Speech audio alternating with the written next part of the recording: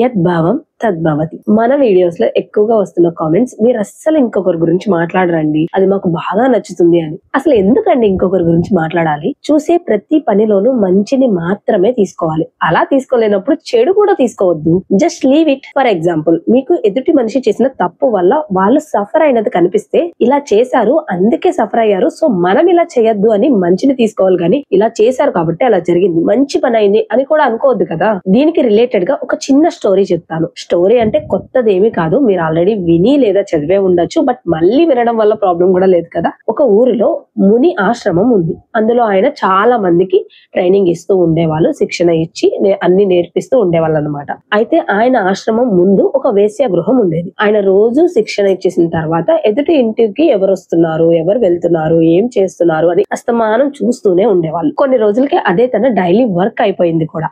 But she doesn't even care. తన పని తను చేసుకునేది. కొంతకాలానికి ఇద్దరు చనిపోయారు. బట్ ఆమె స్వర్గానికి వెళ్ళింది, ముని నరకానికి వెళ్ళారు. దెన్ హీ ఆస్క్స్, ఎందుకు నన్ను నరకానికి పంపించారు?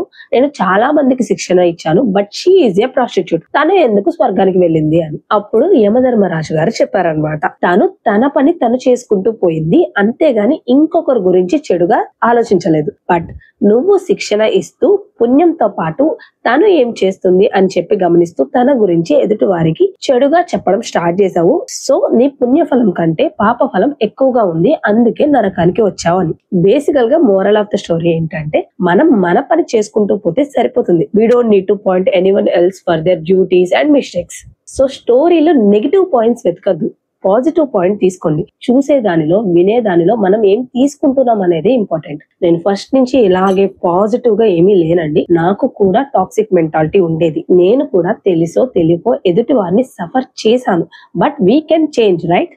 మనం ఏమి రాళ్ళు రప్పలు కాదు కదా. There is always a chance that you can choose to be good or bad. Negative comments కి నేను కూడా హర్ట్ అవుతాను. Then I think and talk, then leave. Third step చాలా ఇంపార్టెంట్ అండి. నేను పర్సనల్ గా చూసాను, చాలా మంది థర్డ్ స్టెప్ కి ఎంటర్ అవ్వకుండా థింక్ అండ్ టాక్ లోనే ఆగిపోయిన వాళ్ళని. టాక్ అంటే ఇక్కడ నెగిటివ్ మాట్లాడతాం కాదు, మనం సఫర్ అయిన దాని గురించి మాట్లాడతాం.